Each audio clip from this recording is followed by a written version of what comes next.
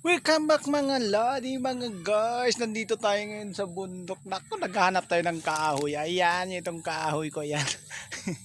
Wala kasi kaming kahoy sa bahay. Joke lang. Nasira kasi yung motor ko kaya yung gulong na hindi pala magkasya, magkaiba pala yung dira, yung binigay. Yung binigay ni Buddy sa akin, nagkaiba pala yun.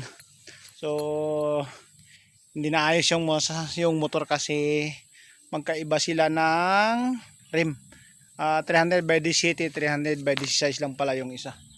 So pumunta tayo dito sa may farm, dito sa taas ng farm namin. Ayan, sa baba yung sa aking taniman ng palay.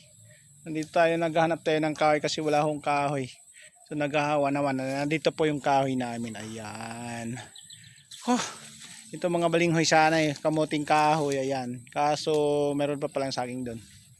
Ayan. Yes mga lodi, nandito tayo ngayon sa gitna ng gubat. Oh my god, dito tayo sa gubat ngayon. Wala tayong magagawa, dito tayo sa gubat. So naghahawan tayo dyan. Yan, ito yung inispira natin, yung ina natin nung isang araw. Yan tuloy yan, nataniman natin ng palay yan. So shoutout dyan sa inyo mga lady, shoutout dyan sa regular subscriber at sa mga regular viewer ko dyan. Shoutout po sa inyo lahat dyan. Shoutout dyan kay Hakim. Yan, nag-video kami kanina. Hakim, shoutout to all of you there. Thank you for watching my video. Thank you so much. Thank you mga lodi. See you next video. Uwi na tayo, hapon na. Ayan, nandito tayo ngayon.